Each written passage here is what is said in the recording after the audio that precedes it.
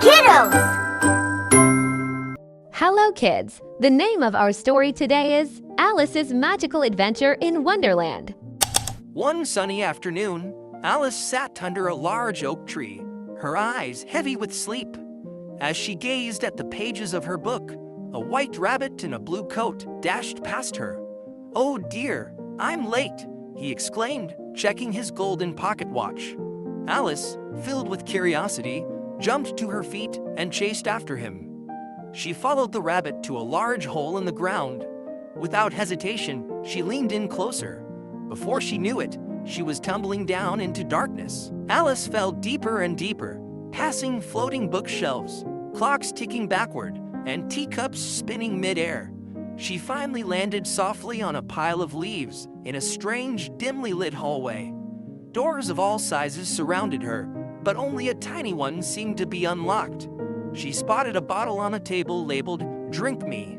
Hoping it was safe, she took a small sip and shrank down to fit through the door. As Alice approached the tiny door, she realized it had a face. "Oh, a little visitor," the doorknob said cheerfully. Alice was startled but determined. "Please let me through," she pleaded. "Only if you have the key." The doorknob chuckled. Alice looked around and spotted a golden key on the table. But when she reached for it, she realized she was still too small. She found another bottle labeled "Eat Me" and took a bite. Suddenly, she grew too big to fit through the door. Wandering through a strange forest, Alice felt lost. "Which way should I go?" she wondered aloud. A wide grin appeared first, followed by a mysterious striped cat lounging on a tree branch. "That depends on where you want to end up," the Cheshire Cat purred. Confused but amused, Alice asked for directions. "Try the Madhatters tea party," the cat advised before vanishing into thin air, leaving only his smile behind.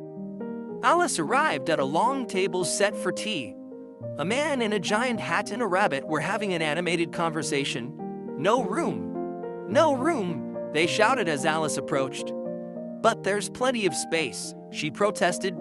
The Mad Hatter poured tea into a cup, but instead of tea, it filled with colorful bubbles. The March Hare offered her a piece of cake, which changed colors every second. Confused but entertained, Alice joined in their nonsensical conversation. Alice wandered into a royal garden filled with soldiers shaped like playing cards. They were hastily painting white roses red. Suddenly, a loud voice rang out, "Off with their heads!" Alice turned to see the Queen of Hearts, a short but fierce woman in a red and gold dress. "Who are you?" the Queen demanded. Alice gulped. I was just passing through." The Queen narrowed her eyes and declared, "Then you shall play croquet with me."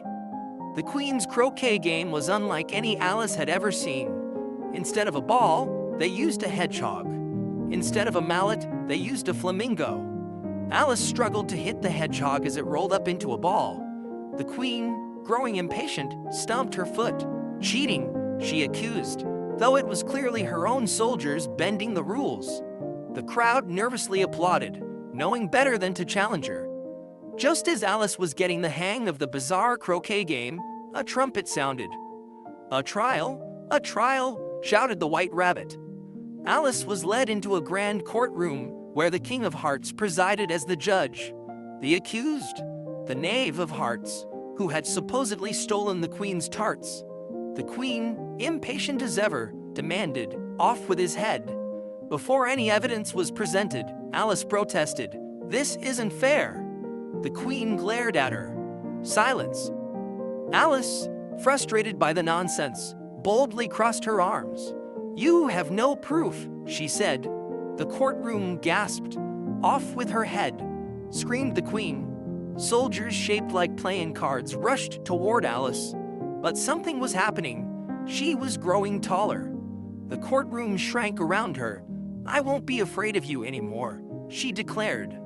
The Queen's face turned red with rage as everything around Alice began to blur. Everything swirled into a blur of colors. Alice felt herself floating again. Suddenly, she was back under the oak tree, the afternoon sunlight warming her face. She sat up with a gasp. Was it all a dream? She wondered. The distant sound of a clock ticking and a faint whisper of laughter from Wonderland seemed to answer her.